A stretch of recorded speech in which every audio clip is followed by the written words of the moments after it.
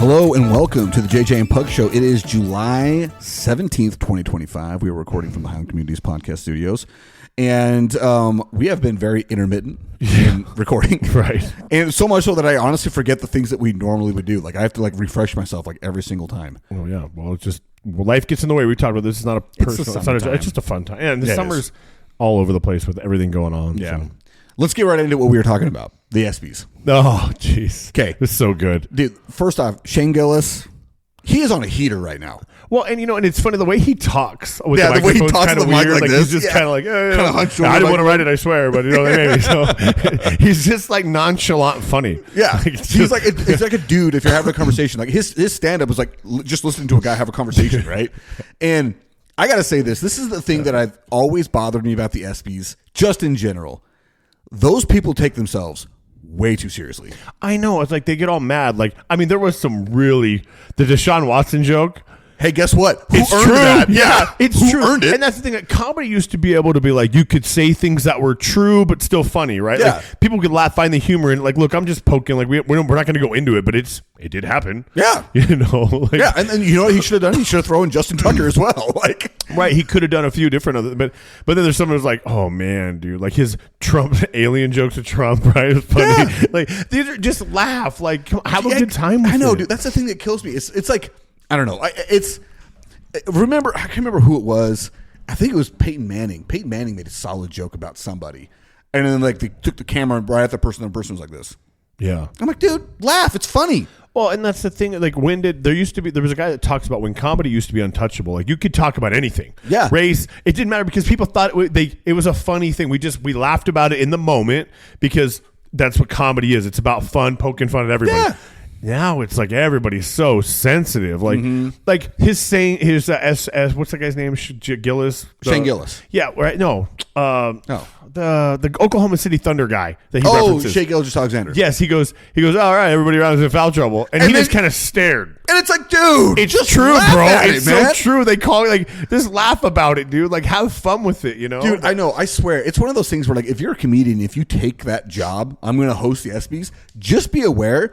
Everybody there does not have a sense of humor. No. Everybody there takes I would themselves start out way that too way. seriously. At least I'm going to go through my jokes here. I realize that all you are duds. I've seen this before. Half of you are going to laugh. The other half are going to be upset because I joked about something. And let's remember, this is comedy. Let's have a little fun with it. Laugh. It's a freaking award show. First off, why are we even doing this? It's a dumb thing to begin with. I like what he shows. He goes, I'd like to welcome whoever the WNBA star is. And they show somebody goes, just kidding, that's not her. I knew you wouldn't know. Yeah, I know you would know. And it was hilarious because it's so true. Honestly, I didn't know. I didn't know either. I was like, oh. I don't even think that was. No, I think it was his friend's wife. Yeah. And she's literally laughing the whole time. It's that's great. It's great. I love that. Dude, his tush push one where he's talking to the coach and he's like, and he goes, how'd you go? Well, the guy's behind me. And he goes, because that's a tush push, dude. It's just, dude. But really, he is on a heater right now. He pops up on my algorithm like crazy. And it's one of those things where I'm like, how do I even ignore this? I can't. I'm going to watch it. And okay, did you see the Lee Corso bit? I don't think so. So I actually watched it. I did not watch I had it running.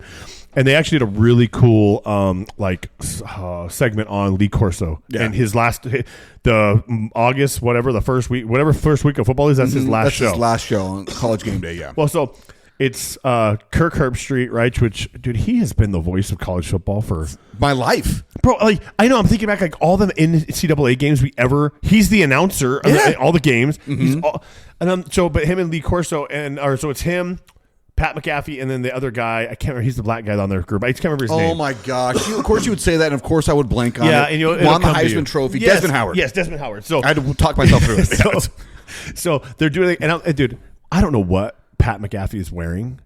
But I'm like, what are you doing? He's in black button-up shirt, black Wrangler type. No sleeves. No, but he's got snakeskin boots on and a big old belt buckle. I'm like, bro, you of all the things for you to come out and stand in the middle of the stage with, who let you out of the house, bro? Dude, I know he watches our show, so you just tell me. Come on, Pat McAfee. He is the definition though of a bro. Oh, he's awesome. I love him. In every way, he is a bro. Did you watch the home run derby? No, I saw highlights. Okay, so he was the host of the home run derby. I'm like, why did we get Pat McAfee to? He's not baseball. I mean, I know he's like the all-encompassing white personality of ESPN because the all-encompassing black personality is Stephen A. Smith. Yeah. Let's just call it what it is. Yeah. Because once they have one person, that person infects every aspect of ESPN. Yeah. Right? And I say infect like a negative thing. You know what I mean? Like they're in everything. Yeah, and I only make that noise about Stephen A. Smith because I hate his takes. I just don't agree with a lot of what he says, and he's a Cowboy hater. Oh, so like, and revels in it. Yeah, like so, like there's like he pokes even harder at me there, but they're both you're absolutely right. They throw him into everything when they're in it. They throw him into everything. They're in everything. Now listen, Pat McAfee being in football makes sense. The guy was a football player. I totally get it. And I know that he's got a sports talk show, and he's like me. Listen, he probably likes more things than just football. But why is he the presenter for the home run derby? Don't we have somebody from baseball that could be the guy doing this? Like, it just is. The one thing I will say that was kind of cool. Did you see the belt that he gave? No. Cal Raleigh? Dude, you want to talk about like a legit. No, it wasn't like a fantasy belt. Football It was belt? a chain. It was a chain. And like, the medallion on the chain was huge, and like this rotating baseball. It was just like, dude, that's pretty cool. And then somebody else gave him the home run belt, like like the WWE belt type thing. I'm like, that's cool stuff, but come on, we can't have like David Ortiz doing this. That guy's a fantastic personality for baseball. Yeah, like anybody came and talked about baseball. Yeah, you know what I mean? we have tons of baseball. Runs. I say this: one of the biggest problems with baseball is we don't highlight the personalities in baseball. Well, and a lot of their announcers aren't former baseball players. There are some, but they have tons of color commentators are former baseball players, but they're not engaging personalities. Exactly. Yeah, Pat McAfee has got a personality. Yeah. But like the baseball guys, they don't have those engaging huge personalities. They're just guys. Yeah. And in a way it's bothersome because it's like we have personalities in baseball, but for some reason the sport doesn't lend itself to showing those personalities. No. It's kind of similar to hockey, where it's way more like a, hey, be subdued, be a part of the team type thing. The all unwritten rules of baseball are dumb. But the thing that I have enjoyed lately about baseball is like, hey, dude, let's get those bat flips. If you crush a home run, I want you to rub it in that pitcher's face. And when that pitcher strikes you out, he should be rubbing it in your face. I know this is an old video because I've seen it before, but it just came again on my feed. But the one where this guy smashes a home run, it's got to be a high school game. And when he rounds third base, the pitcher just freaking runs and trucks. I'm like, what are you doing?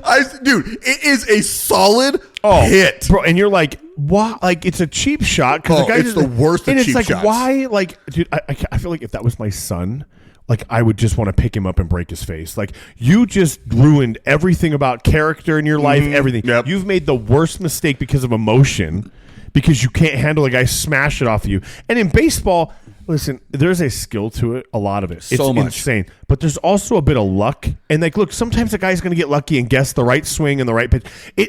Dude, you may throw the best curveball ever, but if you left it and he sat on it and smashed it, give him like, hey man, kudos to you. That was my best pitch, and you caught it, or it hung a little bit more. That's my bad. But to smash a guy around in third who's not even really gloating on you, and maybe he was talking the whole time. You can't count that. The one thing about the camera that made it hard is I did not see him at first or second base. Right. I only saw him at third. It wasn't until he rounds like second and is coming into third, and you get and so you don't know what he's saying. I have no idea what he's doing. I don't know if he was pimping the crowd. I don't know if he was, But he earned that right. Hey, listen. I first off, I want to say I agree with everything you said. I would run. The lack of character shown by that pitcher was deplorable. However, I almost respect the pitcher for having that much emotion tied up in that game to where he was, because how many times have you seen pitchers talk and do nothing? There's like 2 instances in my life where I could see a pitcher actually did something. One, Nolan Ryan. That guy charged him, and guess what? He found out you don't charge Nolan Ryan. He found that out. And Nolan Ryan was an old man at this moment. Yeah. Like, okay, figure that one out. The other one, and this one was, in my opinion, way worse than the one kid trucking that guy coming third base, was when Roger Clemens threw a broken bat at a guy. The guy, he threw the ball. Angry. Yeah, dude, it was a total roid rage. Like, this was at the height of the roid steroids. era. Oh, what a great era of baseball. The best. If they go back to that, I'd probably watch more. Dude. Best era of baseball ever. Yeah. Anyway, so but he picked up that broken bat, the barrel of the bat, and chucked it at the guy going to first base, who was going to be out. It was a ground ball, but that was like, dude, now that's a complete lack of character. Like, dude, he's gonna get out. Well, that's roid. That's especially if he's gonna get out. Like, dude, just Just let him Pick get the out. bat up. Like throw the bat away. Like, Yeah, hey. or like carry the bat as a trophy and mock him with it because you just sawed his stick bat it in your back pocket and just walk to the mound and see what happens. Yeah, Like, dude. But like, again, I am not advocating. You're 100% right. He should have never done it. It was a total cheap shot. At the same time, it's like, hey, listen, man, if you're going to fight. But here's the thing. I'm okay. I'm more okay with it if he's rounding third and he's waiting for him at home and the guy sees it coming and it's like, here we go. Totally agree. That I'm like, hey, we're cool with. Yeah. It's the mere like cheap shot at a 45-degree angle out the way where you don't. He's just at that point he's giving a high five to the coach on the third baseline and all of a sudden gets trucked. That's an ear hole tackles. Oh my gosh! Like dude. that is in a cheap shot way. That's I like, totally agree. I don't want what I'm saying to come across as I disagree. No, with I you. know. I fully agree with you. I love seeing emotion from athletes because if you don't have any emotion, you don't care. But he's DeAndre Ayton out on the basketball court. Bro, but baseball is not a physically emotional sport. Like it shouldn't be a physical like that. I disagree, man. That's football. Like you got like now, that kind of thing. The difference with football is you get to show that. Right. That's what makes football great. That's what is I'm you saying. get like, to show it. I feel like that pitcher would have been better off if he would have beamed him next time up at the plate. You know what I'm saying? Now, like to me, that's a cheap shot. But because that batter has to stand there. Right. To me, that is where I don't agree with hitting the batter. Well, let me explain my thoughts on this because it is a little bit more deep on this. If your guy gets hit by the opposing pitcher, you should expect the opposing team to throw out the next batter. I fully agree because guess what? That's the game, policing the game. That's like in hockey. Right. You take a cheap shot, guess what's going to happen? You're going to get in a fight. The guy's going to pummel you. That's a part of the game. I fully believe that we should be doing that in baseball, and especially this year. Do you know how many guys the Diamondbacks have lost to injury list because they got hit in the hand from a pitcher and we did that's nothing? what sucks about you're right when it's like as a batter. Like you're in a rectangle box, Yeah. and you have been you're hoping that pitch breaks, Yeah. because I mean you've sat on a curve, right? Like if you watch it come at your you're like, face. "Oh, God," you know? And then boom drops. So these guys don't, and then they have what's the distance is what 62 and a half 62 and a feet at a ball at 100 miles an hour that's coming in, and you have 1/10 of a second to react. Yeah. So, And like- if you don't get out of the way fast enough, that's coming right at your hands. And that's the what tiniest happened. bones that are easy to break. Like, so I look at it and say, like, okay, guess what? That guy hit my guy. They should be prepared for the next dude to get beat. Like Pedro Martinez, you don't hit my my players. Exactly. he was angry, dude. And I look at that and say, that's how you stop I understand. retaliation. I understand that.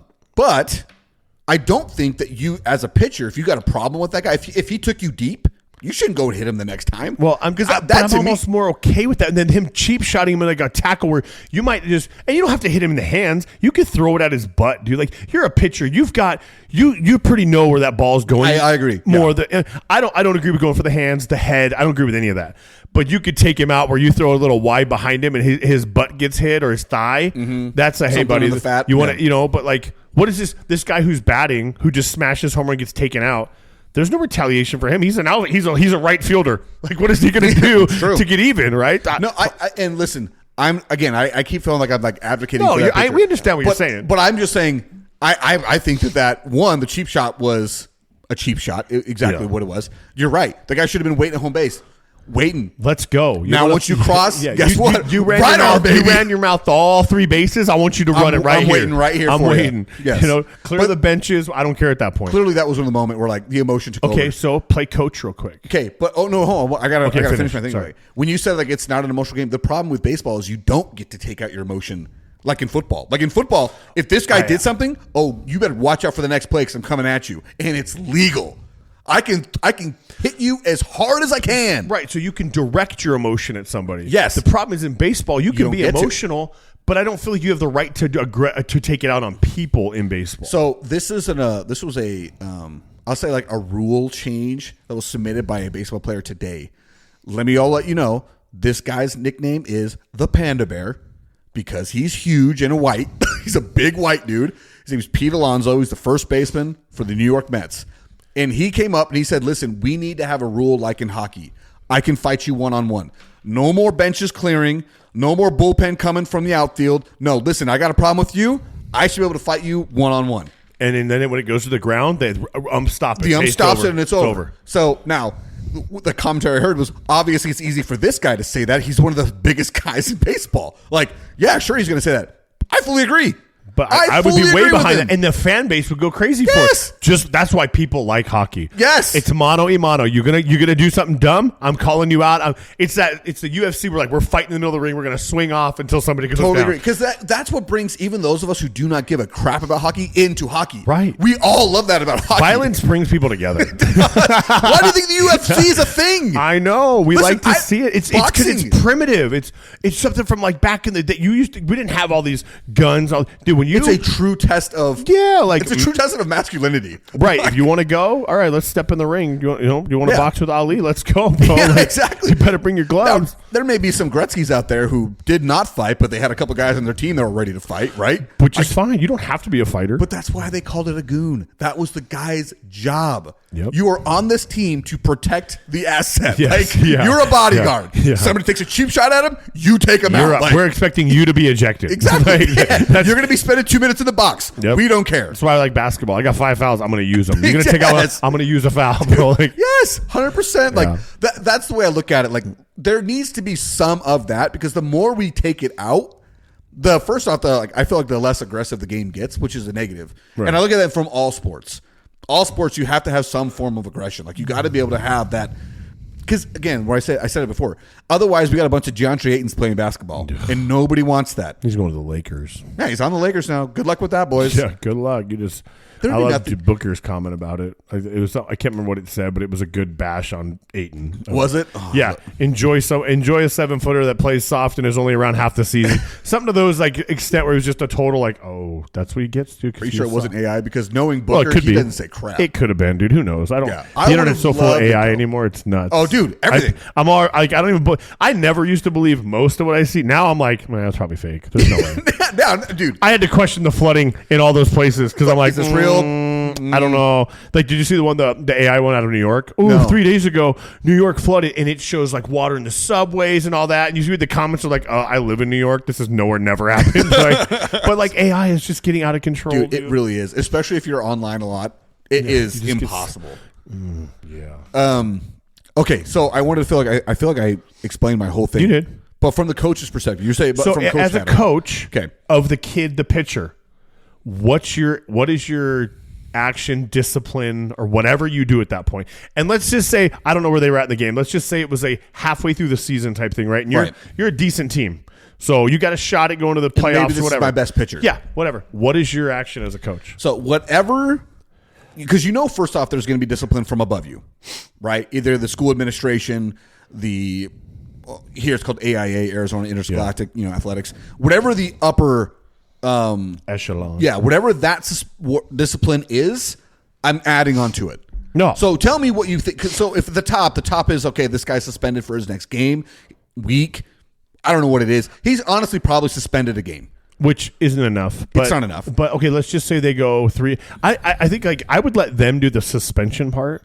But dude, I would own him for the next week in practice. Dude, he is running. He is not going to even get. He'll get a water break when he needs it. And when I water's for when you're thirsty. Water makes you weak, Water boy. makes you weak. That's what that whole speech we go because.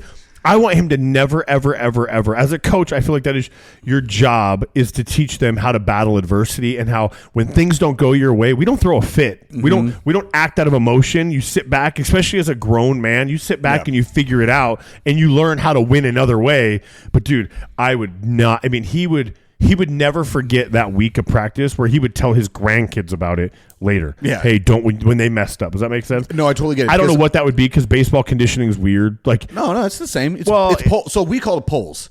You had to run foul pole to foul pole. Right. So, and that, depending on your baseball field, could be right, more but than that's 100 just yards. jogging. Like, I mean, in football, it was like up, downs. It was all this other stuff, right? So like, I felt like there was a full body workout, and that's what I would shoot for. Yeah. It wouldn't be him just running back and forth because he may be a guy that's a runner. I'm like, nope. I'm going to make sure every part of your body hurts. Yeah, Everything. absolutely. It would be pole to pole, each pole 10 burpees, pole to pole, each pole 10 burpees. I wish I could do like the military. I was watching The Guardian last night, which is a great movie, by the way. I forget how good Ashton Kutcher, Kevin Costner. That's like the why can't I think of it? Coast Guard. Coast Guard. Yeah, Yes. yeah, the Coast Guard rescue. Great. Yeah. It's a great movie, right? Yeah. But there's a part where he shows up late to school, I guess, from the weekend. Yeah. And they keep the class up for 36 hours working, and he just sits and watches them work the whole time. And I've been a part of that in like in an atmosphere where I had to let somebody sit and watch while the rest of the class was punished. Torture. And what's funny is if you're a real team player, that destroys you. Yeah. But what's interesting is I had 3 people sit and watch because of what they did, and let the class get completely smoked. 2 of them were just totally. You could see it on their face. They was not okay. Like they was crushing them to see this happen. The one, I'm not getting it. More to 2. And I'm like, that maybe it just makes you more mad, as an instructor in this realm. You're like, dude, I'm telling you right now, this is not. You see this, and you're like, I hope you don't make it at all. I hope you quit at this point because you can just tell. At the other point, 2, they were just distraught, like they were crying, fighting back tears of watching their classmates just get demolished, and they're sitting on a cushion just watching. Honestly, that would crush me, dude. I know. I would actually get up and join. I would have to. So for the Guardian, you can't I guess you could smoke the whole baseball team and just continually for the next 2 hours, I'm going to put a chair for you and I'm going to let you throw your feet out because you threw a fit. So you're going to sit in this chair and watch your class throw up. And we're not leaving until everybody throws up. But you can't keep them awake for 36 hours. I will tell you this though, as a coach, I could never do that to my team. I couldn't do that to the team. To me, it's like I could only punish the offender. I would not be able to do that to the whole team. What you're doing is punishing the offender way worse than you would physically. Possibly. That's what I'm saying. So you are more than now. It's about knowing your players. I think right. Right. If you know this guy's not gonna, it ain't gonna affect him, then it does no point, right? But if you got a real team player that makes a bonehead mistake like that out of emotion, and you sit and you smoke, even if you smoke the guy, the team for 40 minutes, right? And he's sitting in a chair, bro. It just, you can see it on their face, like, I'm never going to do this to my team again. And that's what you're teaching these kids, right? Is you never want to have them do something like that again out of emotion or out of whatever, right? You need to think before you do something because in the real world, you attack somebody like that, you're going to jail. Mm-hmm. Like you just can't say, that's assault. That's assault. Yeah. You know what I mean? So you can't do that, but that's assault, brother. Anyway, but it's just curious as a coaching. Because I think instinctively, and first thing is this kid is gone. He's not even on the team anymore. We're making an example at him because I never want it to happen again. But that's not our call in a lot of ways. It's the AIA, it's whatever, right? Who says, okay, suspensions are 1, 2, 3 games. I mean, shoot, Lexi got in a fist fight and they suspended her a game and she defended herself. And I'm like, how is that okay? I watched the whole thing happen. The girl swung on her, and then Lexi hit her 3 times after she was swung on. What are you teaching the school kids? That's fine with me. Yeah. But they suspended her a game, and I'm like, why? You have a video camera that you watch the whole game. You can literally zoom in and see her get attacked and her defend herself. Well, it's just our way of making everything equal. No, that's not equal. That's not equality. That's not equality. That's what you call fair because it's subjective and it's wrong. That is not equitable at all. She defended herself. Yeah. But anyway. So. Who is that? Oh, sorry, I was just having this conversation with somebody about the difference. Oh, no, never mind. It was basically about saying, if you want equality, equality goes everywhere. And we've had that conversation a couple of times. Especially in sports. I was just watching a thing about women's pay and men's pay in sports, and particularly the Women's World Cup versus the Men's World Cup. Hey, listen, you get a percentage of revenue. Yeah. You know how much the World Cup women's players get? 22% of the revenue they get. You know how much the men's cup gets? Probably 7. far less. I was going to say, but 7. Also I know the revenue is you're talking 133 million of revenue on the girls' side. $2 billion on the men's side, right? But they're screaming equality, and we're like, well, hold on. You want equality? You're really going to be outmatched. You are getting way over. Yeah, we're going to bring you down then if you want equality, because we're not going to pay them 22% of the revenue. So we'll just bring you down to the 7%. You ain't going to want that. Yeah, no. I say equality is such a tricky word. It's just subjective. It's such a tricky word. It's only played when people want it to be played in that fits their benefit, their need. Because you really don't want. There's guys. I love some of these podcasts you really listen to, and it'll be 1 or 2 guys, and it's a group panel of just young girls. Because it's never any older girls. It's all young girls because they're unfortunately stuck in social media. They think they know what they know, and they don't. Yeah. And they just, you want equality? Why don't you sign up for the draft? Well, women shouldn't have. Well, hold on. Yeah, you said equality. You want equality. You think then it's everything. You can't say no. We want it here, not here. And these girls are like, you just watch their brain, the little brains they have, smoking. They just can't figure out that you're making the sense of this. When we've been told we need equality. You don't really want equality. No, equality is it. I have a hard time saying this without it sounding wrong. It is such a dangerous word. Yeah, because, and we've said this a million times, we are not equal. Now, we have lots of equal things that should be equal, right? Equal freedom, right? Equal rights. Those are things that should be real. But we are not equal. Men and women are not the same. we never will be the same. No matter what the law says, we are not the same, right? And I almost feel like it's this evil, I call it agenda that makes it sound like we're talking about like some great conspiracy, but like it really is. What's the word I'm looking for? It is bad. It is bad to want pure equality across the board because that is not equitable. No, like, it's not. It's one. Jason, would you ever be able to give birth to a child? Well, if you ask some doctors, I mean, if you ask Arnold Schwarzenegger, I watched him do it on TV. No, absolutely not. Right? So right there, there is a clear delineation of the difference. Like, I cannot do what a woman can do. I can't. No matter what medical procedure I get, does not matter. I will not be giving birth. You're not popping a baby out. Not happening, right? Not happening. The exact same thing. Can a woman get pregnant without a man? Without male biology. Without some part of a male. Being the DNA, the semen, whatever. Right. You can't. Can't do it. We're not asexual creatures. Right. It is impossible. So right there, okay, we clearly are different also. If you want to take this into a really sticky area of transgender sports, no matter what, it will never be equal. No matter what. Because there is a clear biological difference. Now, does that mean that the male will always be better? No. That doesn't mean it's always going to be better. But that means he's already got a leg up. Right? Already got a leg up. And it's especially in like any kind of athletic sport. Right? Now, I think like if you want to play the game of like women and men in the same sport, right? Like pool. Like a rifle shooting game. Right, okay, yeah. A rifle shooting sport, right? Like, or archery. These are things where, look, there's not like a physical aspect. It's aiming. It's things that everybody can learn to do. But when we're talking about physicality and like, we're talking about swimming, football, swimming, softball, things that basketball, make your body, where the athleticism of the human body comes into play. Sorry, you'll never convince me. It's just never going to happen. The men will always be superior. And it's not because women are lesser. Mm-hmm. They're just different. So I listened to this whole podcast about, it's from Pablo Torre. You know who Pablo Torre is? No. He used to be on ESPN. He has got his podcast called Pablo Torre Finds Out. And he really is just like an investigative journalist type thing. And it doesn't need to be anything big. Lots of times it's little kind of stories. It's just things that he's interested in. And one of the ones he did was on transgender sports. And there was this girl in Ohio, boy, identifying as a girl. Somebody identifying as a girl. Right. Okay. Who had gone through a lot of the testosterone like replacement, different hormone blockers, blah, blah, blah. And I wish I could remember the person's name because it'd just be so much easier. The boy identifying as a girl said she should be able to play pro or high school sports. And she was allowed to after lots of different hearings, blah, blah, blah. And their whole thing was about how she was a terrible athlete. Like, it doesn't matter if she can play or not because she's not any good. So obviously she doesn't have this inherent ability more so than the other biological girls. But my point, the thing that I was thinking was like, but what about the girl that didn't make the team? Because of a guy. Because of that. Like, I heard this argument and I wanted to listen to it and I really was trying to be like fair in my brain. I'm like, okay, am I automatically just dismissing this because of my already strong beliefs and feelings?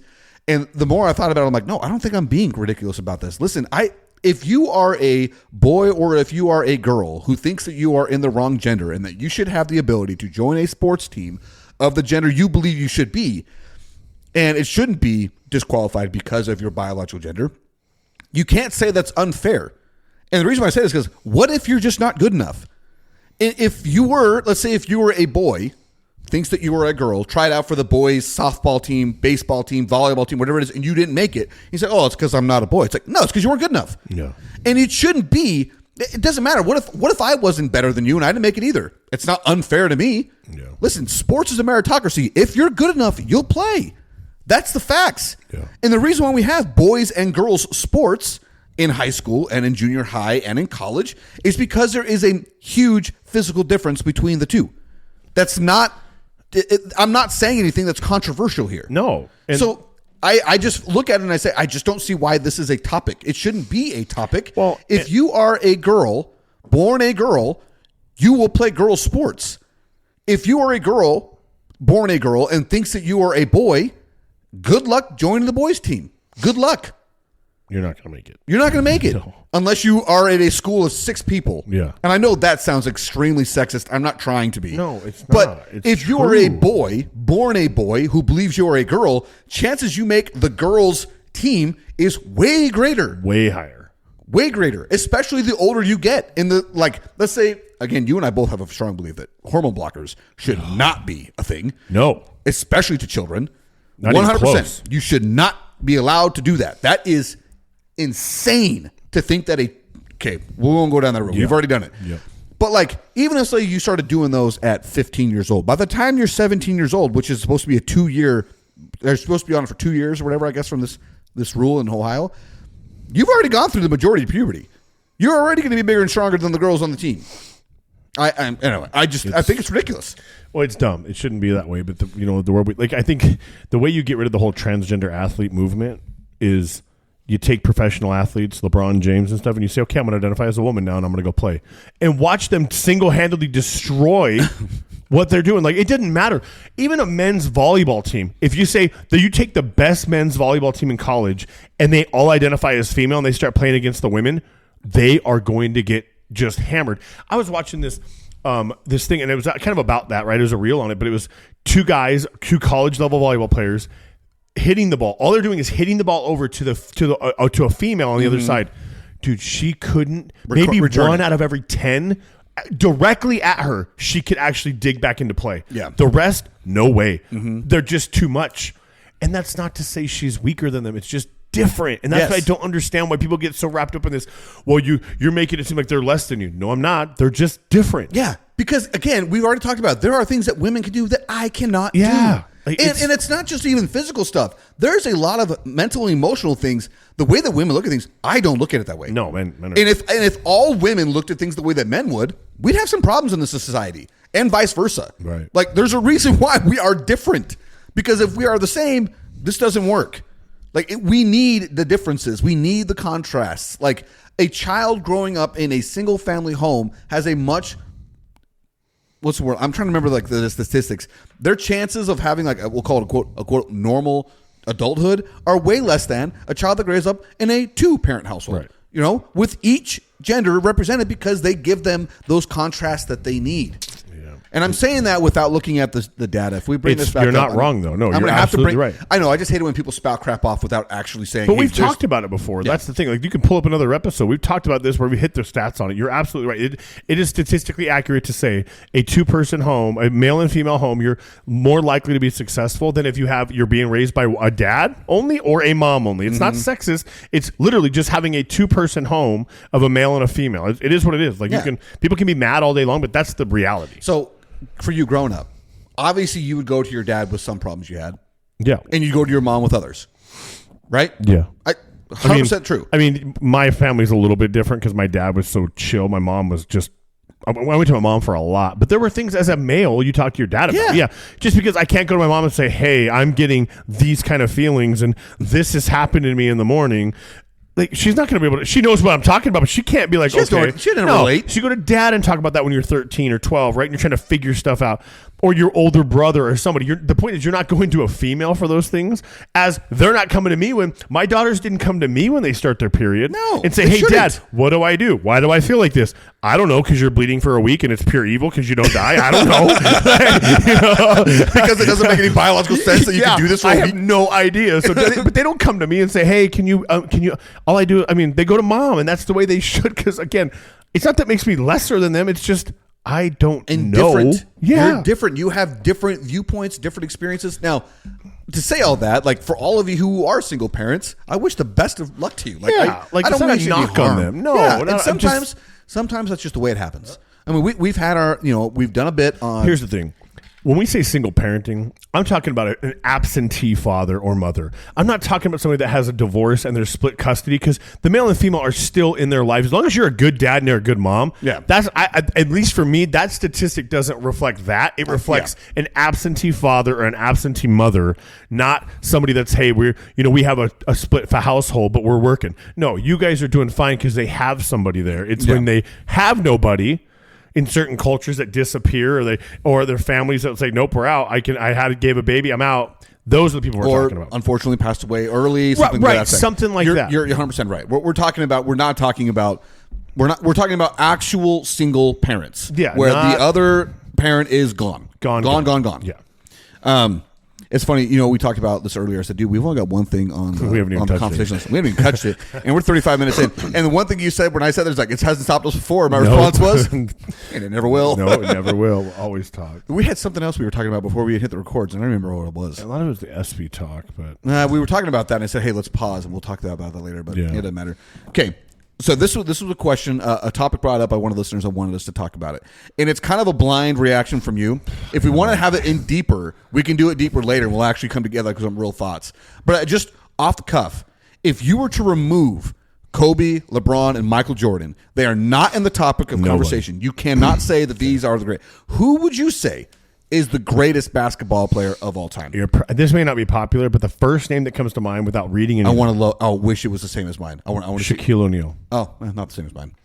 And the reason why is because of what he did. He was so dominant of just an all-around basketball player. And yes, you didn't ask him to tear. He's not a point guard, but when you look at his stats, his numbers, and physical domination for his position, like, dude, it's hard. Like, you just like.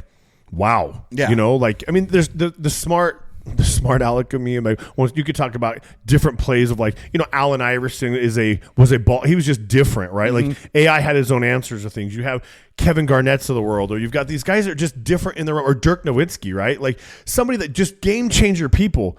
But for me, it's Shaq. Like, you're like, dude, I'm sorry, but there's nobody could guard Shaq in his prime. Nobody. It didn't matter who you were. He was the Jordan of the centers. He just wasn't the guy that got the ball up and had 60, 70 points every time, so you don't hear these three names. But that's me.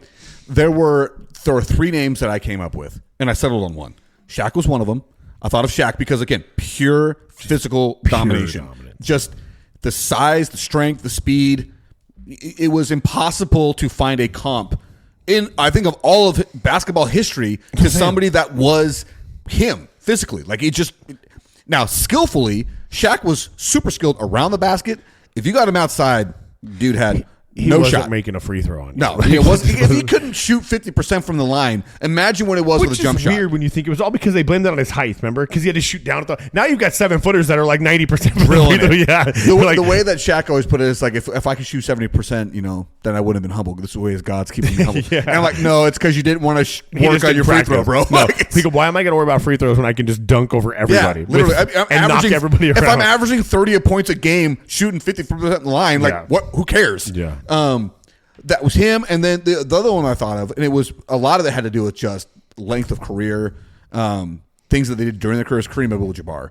It's hard to dismiss what he did over the length of his career, especially when in his time you had to play 4 years in college before you came to the NBA. So he dominated college for 4 years, and then came to the pros and dominated the pros for 18 years. Right, all-time points leader up until LeBron passed him 2 years ago. Only because he played longer. He played a season longer. Yeah. So I had to say okay, you can't just dismiss that. And there are people who say, well, what about Wilt? I'm like, I don't know. My thing about Wilt is he played against 18 teams. The circulation of basketball wasn't that great. So it's hard for me to say much positive or negative about him other than okay, he existed. He was dominant during his time, but he also got dominated by the Celtics and Bill Russell. So, but the person I landed on, Tim Duncan. The Mr. Fundamental, the big fundamental. Yeah. And he's, again, one of those guys that you're just around the rim. And not only that, but did you remember the three he sunk? It killed the Suns, knocked us out of the playoffs. He is probably the most anonymous, greatest player of all time conversation ever. Nobody ever talks about him because he never talked about himself. He has no personality outside of being on the basketball court. What's the first thing you think of? What's the first shot or play or whatever you think of when you hear the name Tim Duncan? I think of that three-pointer against the Suns. I think of a turnaround bank shot. Oh, yeah. Every freaking bank shot. That's the first shot that when you said Tim Duncan, I'm when you think of Tim Duncan moves, bank shot. Bank shot. Bank shot. He lived off the glass. Yeah. If you were to go to his NBA 2K page, his tendencies, and if you go down to use the glass, it's got to be 100. Yeah. There's no way it's not 100. Yeah. That guy was That guy was, again, the big fundamental. Everything that guy did was what coaches preach and preach and preach. The fundamentals. Nobody does still. Nobody does. But he was perfected it. Just money off the glass. So dude. the reason why I said him, okay, when you think about him, when you think about his teammates, was Tony Parker ever a superstar? He was an all-star. Maybe a couple of times. I don't even know how many times he was an all-star. Manu Ginobili, superstar. 6 man of the year. 6 man of the year. Hated him, Mr. Ginobili flop. Dude, he ruined basketball. He did. He totally did. We pinned all of it on him. Absolutely. But he still had 5 championships. Yeah. 5. He got one in 1997, 99. With the Admiral, when he was probably on the bench. It was in 1999 when the Admiral was at the end of his career, right? He was another one, dude. Like, just a great... But that's what I'm talking about. That's why Shaq. You talk about guys like the Admiral that he had to play against, and he would Patrick Ewings. These guys. What's that? Hakeem Olajuwon. Yep. Dikembe Mutombo. These are guys that Shaq dominated. He did. But Shaq didn't win any. I mean, Tim Duncan got one before Shaq did. Right. And the only reason why I landed on Timmy over Shaq is because Shaq had Kobe, and then he had Dwayne Wade. Like, we're talking about 2 of the greatest shooting guards in basketball history. And for you, the second greatest player of all time. Right. So, that's where I think Shaq. Not because I don't, again, physical marvel. We've already said it. Nobody's as physically dominant as he was. But I looked at it and said, hey, his teammates, the players he played with, the championships he got were with some of the greatest of all time. And he still has 1 less than Tim. Tim Duncan has got 5 championships. He beat the Heat when it was Chris Bosh, LeBron James, Dwayne Wade. His Spurs beat him. That's something we don't talk about. That guy had 5 rings over the course of his career. He had 2 dominant runs. He's like the Tom Brady of the NBA, where it's how did this guy string this much success for this long? And some of it is because his game was not melded to his athleticism. It was the big fundamental. The guy just did what was needed. And it's hard for me to say as a Phoenix Suns fan, because there is one team that stood in the Suns' way during the 7 seconds era. Freaking time. Always the Spurs. Always the Spurs. And the Lakers didn't help. No, the Spurs were the problem. No, they didn't help. But during our dominant run, it was the Spurs. Yeah, it was the Spurs. I remember, dude. Jana was pregnant with Allie. And I'm in the hospital room in the ER because I think we went for she was having contractions, but we didn't have the baby then. I don't think. Well, it was May. She could have. No. It was close. So we're in the ER, right? And they're worried about her, and I'm like, where is a TV? Listen, I'm not waiting on the doctor right now. I need a TV. Turn this thing on. The Suns are playing the Spurs right now, dude. I'm like, listen. What year was this? Is she good? This is 07. 07? Yeah. Oh, yeah. That was right in our prime. That's what I'm saying. So, I'm sitting here, I'm listen, is she breathing? She's good. Okay, she's good now. Where's the game? You know what I mean? Give her an epidural, bro. Give her what she needs, man. But I need to know. I don't care at this point. I just need to watch the game, man. Dude. And it was the Spurs that stood in our way, man. And Tim Duncan was, I would say this first championship, that team was still, it was still the Admirals team, David Robinson's team. Yeah. But the Admiral did nothing in his career until Tim Duncan got there. The Twin Towers. Remember they call that the Twin Towers? I just to me, it's Tim Duncan. And if we want to go deeper into this and really, no, I think that because there's conversations. There's definitely arguments to be made for Magic. Oh yeah, for Larry. I have a hard time sometimes when you take about the old school guys, those guys. Yeah, because Jordan kind of played in both of the hard era and 90s, so but the Birds, the Johnsons, the Chamberlains, the current, it's the athleticism pool was so much different then. It's you almost need era goats to an extent, right? Yeah. Because the game had evolved so much more that I do think that if you took a LeBron James and you put him in a Wilt Chamberlain world, LeBron, nobody can keep up with him. Yeah. It isn't even funny. He didn't even need to pass the ball. Yeah. So that's hard to do. But the problem is I don't feel like Kareem or Wilt, if they came into LeBron's world, I don't know if they'd be as successful. They'd probably still be good. I fully agree with that because the skill set of a 7-footer now is look at Victor Wembanyama. That bro is drilling threes at a 40% clip. Or you have on here, the Slim Reaper. The Slim Reaper, right? Dude. Kevin Durant was the first of his kind at that 7-foot range where you didn't have to just wait around the rim. That guy could shoot from every level. From anywhere. Yeah. Yeah. So, no, I fully. There's 2 players that I would take from old school, and I think that they would drop right in today without any problem. When you said like going back, and I just had a Bird of Magic. You could drop those guys in any era, and I think that they would dominate in any era. The thing with Bird is he has the attitude for it. Yes. Like he was a prick. Yeah, he was. You know what I mean? Like, yes. But like he had to play that. I think he knew that was his persona. Like, dude, he was gonna tell you he was gonna shoot in your face, and he would do it. And he was gonna do it. Like that's he's gonna play a whole game left-handed because he can. I think so.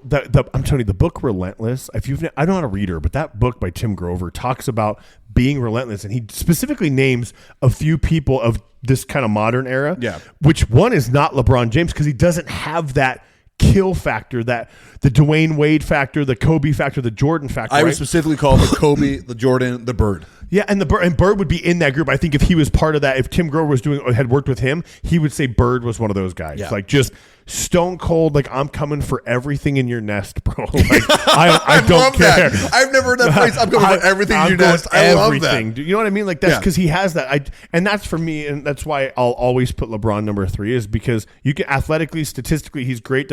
But part of the game is a mental thing and like your ability to just go for the jugular, and he don't have that. He shoots the ball like that sometimes, but it's the mental, like the Mamba, the go, like it's just different for me. Like I love that persona. I do think it's hard to really have that conversation because the difference with Kobe and LeBron, when you're talking about that mentality, Kobe didn't have LeBron's physical attributes. No, he doesn't. Jordan didn't either. No, but Jordan for his time was one of the elite athletes in the game. Okay, when Kobe first came into the league, we looked at this guy as a high flying, like athletic guy. Kid. Yeah. And then that stopped. I don't even remember when it stopped at maybe like 22, 23. Maybe it stopped during that rookie year incident in Denver. I don't know. I'm just saying that there was a point where I looked at Kobe. We'll call it an incident. It was. I don't want to denigrate the dead. It was alleged. Right? But like allegedly. But like when I think of Kobe, I don't think of him as this elite, crazy athlete. When he first came into the league, I did, but it faded fast. He was super athletic, but no, I would say he's not an athletic specimen. No, like there's Jordan a reason why he was like the 13th pick in his draft. Right. I don't remember where he was. It was not the first or second. No, he was a later lottery round pick. Michael Jordan was an athletic freak from the start, as well as LeBron James. But the difference with Michael Jordan is, and we've all heard the stories about how you don't poke the bear. And the minute you did some trash talk, your game was over because that woke up, Mount Vesuvius, Michael Jordan. That's kind of Kobe, though. Kobe had that, like, when he gets the ball shoved in his face by Barnes on the play, dude, he didn't even flinch. Like, he's just stone cold. Like, I gotta be honest. That is, to me, truly one of the most, like, baller, bro. Like this guy is faking a shove. Like, dude, we all flinch if it's at your chest. He faked it to his face, and he didn't even blink. Move. Like, he's like just stared at Barnes' face. And I think some of it is because, like, listen, if you do throw those, first thing that's coming back is a hand to your face. Bro. I'm sure, ready for it. But if you take a ball off the nose, Kobe's going to need a minute. It's going to hurt. Yeah, no doubt. It ain't going to be an instant swing. It's going to be watery eyes immediately, right? That's why you go for the nose in a fight. First thing you do, right? Headbutt somebody in the nose, everything changes. Oh yeah. But that's where. But he just doesn't. So that mentality is just. That's what puts him above LeBron for me. It's not the athleticism. It's just. No, I've always understood that argument. It's mentality, and it's just. I've always understood it. I still disagree because I do look at the overall player and I say LeBron is a better overall player. But I've never disagreed with your, like, the reason why Kobe was as great as he was is it was because he had to get every single ounce of everything out of his body, and it was all mental to do it. Well, it wasn't because he was an elite athlete over the guy across. If you play LeBron 1-on-1 and he beats you 9-10, he's cool with it, right? Or 10-9. Yeah. If you play LeBron or Jordan or Kobe, if you score 1 point, they're pissed. Yeah. Like, they are not like I better beat you 10-1, and the one was because you got lucky on a turnaround shot with your eyes closed. Like, that was just their mentality. It was like, no, you're not going to score on me. You're not going to go past me. You're not going to do any. I'm going to outwork everybody in the gym. I'm going to be the hardest. And think about Kobe and Jordan is like, dude, they were the best of their time on their teams, and they're the first guys running sprints. They're the last guys to leave the gym. They're the first guys to show up. Like, that just says a lot about what you. Like, about a person. Zero disagreement on that aspect. I just can't. I won't deny that. One thing I say, obviously LeBron's got a bunch of competitive in him. Yeah, because he has to. You don't get to where you got until I you agree. I'm not but saying if you were to compare it, yeah. it's hard as a person who doesn't know any of these people individually. Like, I've never met a single one of them, but just watching their play on the court, knowing what we know of them, I couldn't disagree with any of that. No, and LeBron's a smart player because the way he's adjusted his game to faking the fouls and stuff because he knows going to get the call. But we talked about that. He's playing the game. But if you also look at like his 3-point percentage, it has increased almost every year of his career. So that's an aspect of his game. It's like, hey, listen, this is a new game we're playing in. I got to have an outside shot. I got to have an outside shot. So that all being said, I'm not knocking. LeBron is one of the greatest players to ever play. There's no arguing that. One of the things that I always thought would kill LeBron, this was back in like 2010, 11, 12, those Heat years. I always figured his dominant run would end because he didn't have an outside shot. Yeah. Like he wasn't going to play for 20 years because, like all great athletic freaks, once the athleticism is gone, Shaq, you are no longer able to play in that game. Once you're no longer physically better than everybody, you can't play anymore. And the thing that I would give so much credit to LeBron is that has evolved. He's been able to evolve a player of, I was once the most physically dominant player of this game. I'm not anymore, but I'm still, dude, he is a third team All-NBA in his 21st year in the NBA. Unbelievable. Unreal. And for his body to be able to recover after game, like, I mean, he's a little bit older than we are, or maybe a little bit younger. No, he's a little bit older than us. But and for him to be playing at that level, still commendable all day long. Yes. No, you can't take that away from anybody. I just feel like I got to give him his flowers. Like he should be golfing now, which he started and it's terrible. Well, his swing is terrible. And it should be because all he's ever focused on is basketball. Right. He's got a cigar in his mouth half the time and he's just swinging, like just swing. But that's actually one of the things I've always found crazy about elite athletes is like they still all smoke cigars. Like, because there's no inhaling, so like they're really not doing anything to their body. You smoke a cigar. Most people, most people that smoke cigars, it is a puff and blow. There's no like inhaling like a cigarette. It's literally almost like you just must like the way the taste of smoke. Because, I guess. You just educated me. Have you ever smelt a real good cigar? They smell really good, and I can even you taste it. I can see why guys just have one in their mouth. But like the smoke part of it. It ain't for. I mean, I don't know, bro. I've tried it. It's not for me. It's just not. Even on, whether you're in a cigar bar or a golf course, whatever. It's like, I don't know what's your purpose here. You watched Parks and Rec, right? No. Oh, you never did. What is it? Parks and Rec? Oh no, I never did because it's hard to get into the first season is hard, and but you have to power through. Dude, and once you do, oh my gosh, it's so good. Anyway, there's a guy in it, Tom Haverford. He's Aziz Ansari, the little Indian guy, and he's all about the status, right? And there's one episode where like his big goal is to be able to become a part of the Pawnee Smoke Club or whatever it is, like the most exclusive cigar club in the whole town, right? And he never gets into it, but at the end of the episode, Leslie Knope, Amy Poehler, the main character, is like, "Hey, you know what, Tom? You did a really great job. Here's your smoking jacket and a cigar. Let's sit down. Let's puff these."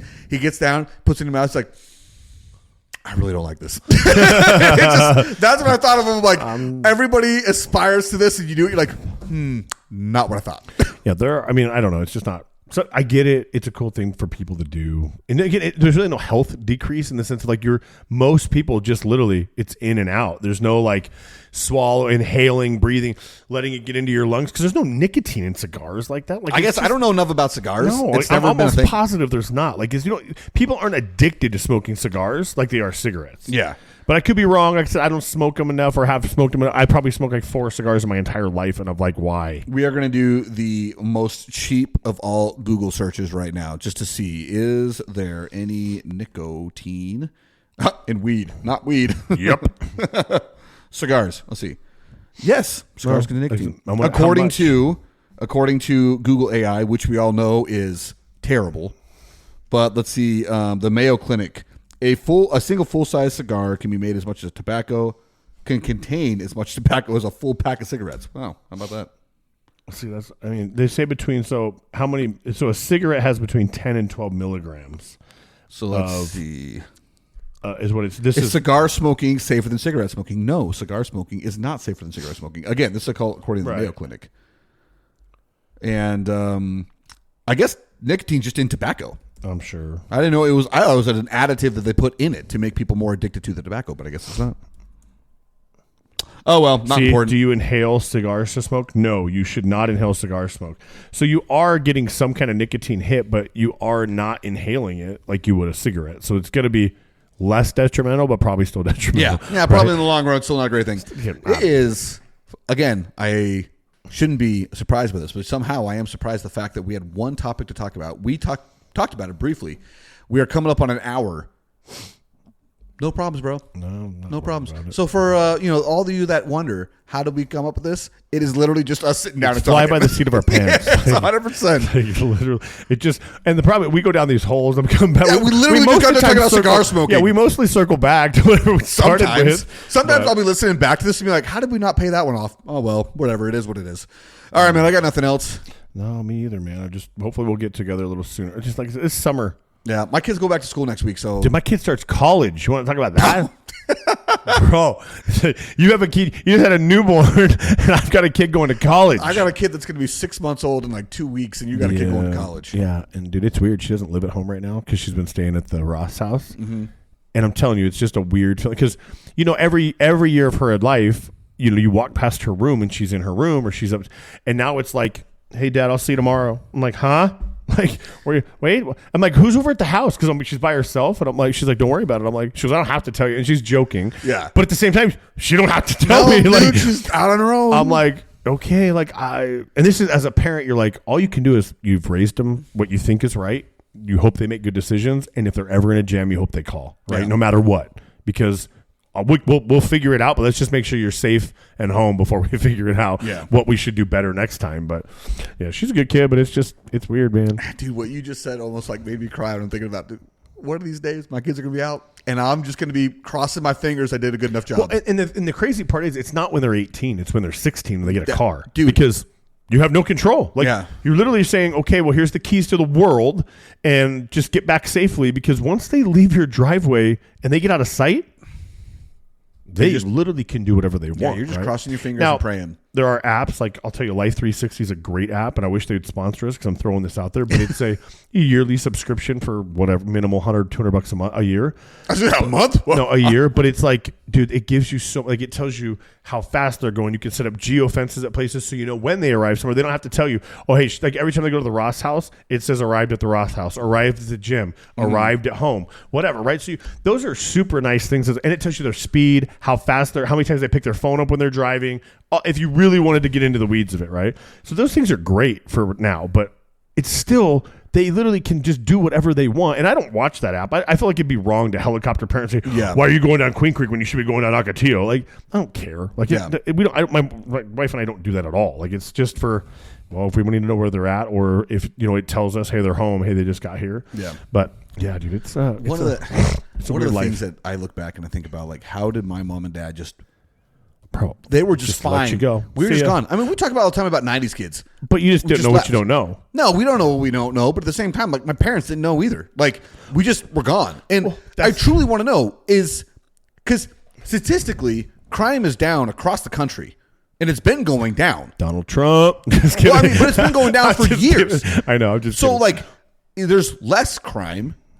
But yet we know more about the crime. Is there less crime, or is there more people getting crime? So therefore crimes are maybe the same, but the number is going down because the amount of people we have that live here, the number would statistically go drop. Well, not really. Crime stayed the same. Because the rate is the rate, right? The crime rate is going down. Like now, total crimes probably higher because there's more people, but the crime rate itself is actually dropping. So it's like, if that's the case, like, should we be as worried as we are?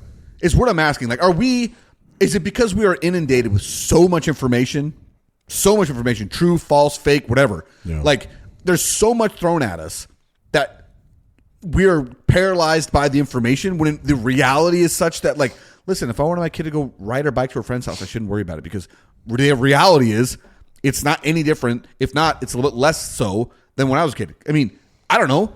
I also grew up in the middle of nowhere.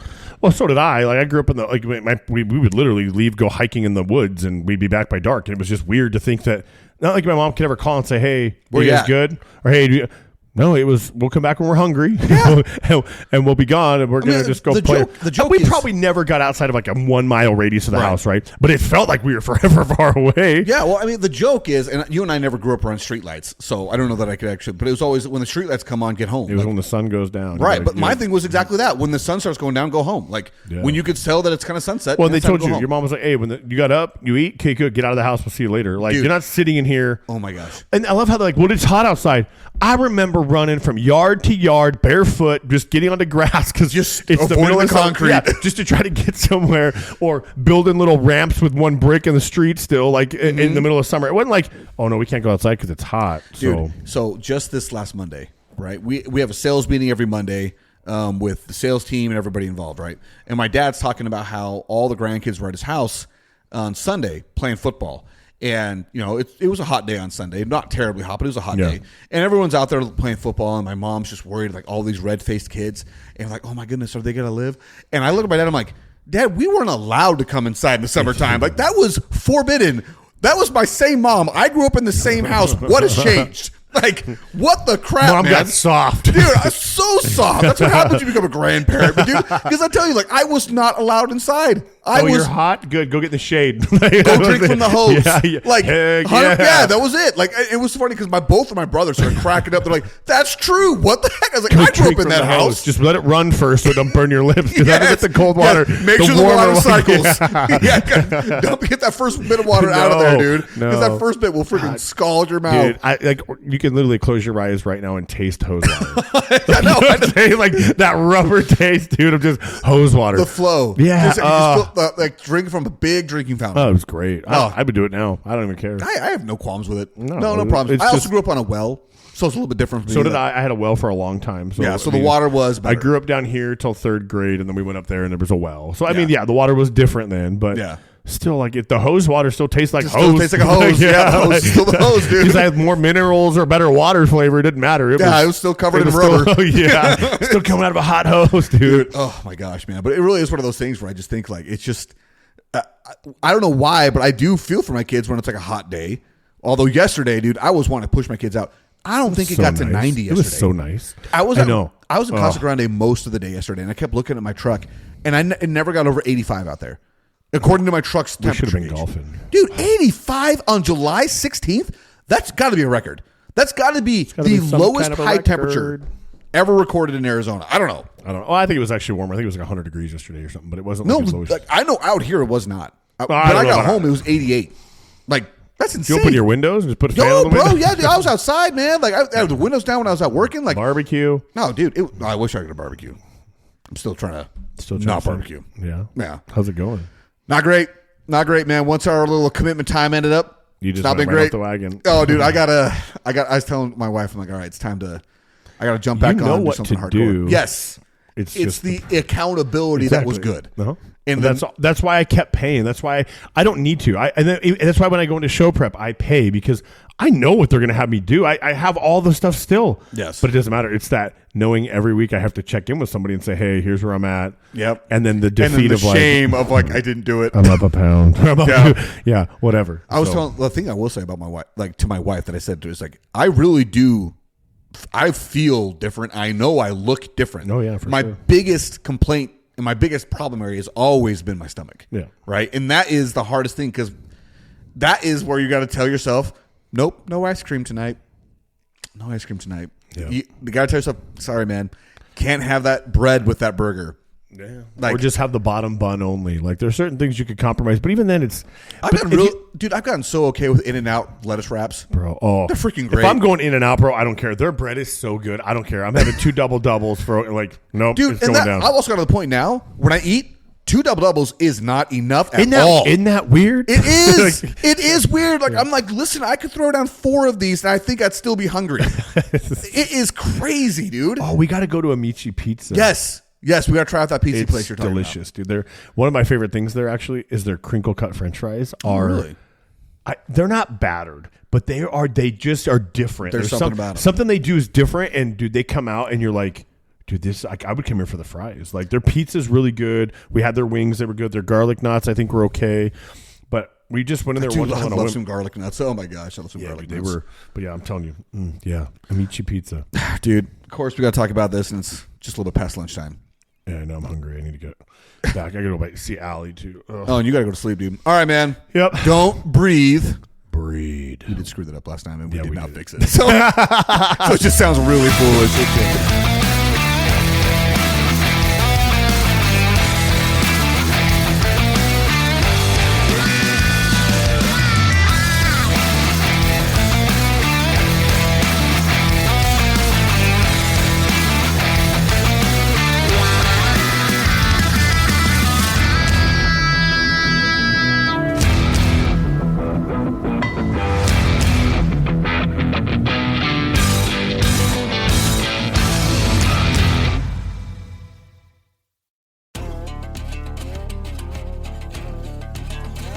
The JJ and Puck Show theme song is written, composed, and performed by Lane Hartman.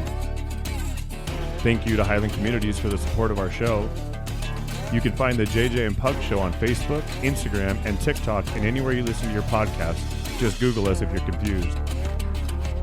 Remember to share the show with your friends and family. Subscribe wherever you listen. Buy a shirt, reach out to us, and place an order. Each shirt is $20, and if we can hand deliver it, we will, but if we have to ship it, it'll be $25. If you're able, feel free to support us by sending a donation to us by going to kfo.com/the JJ and Pug Show. That's ko-fi.com/the JJ and Pug Show. And thanks again to all who listen. We really appreciate your support for our show, and we hope to continue to grow.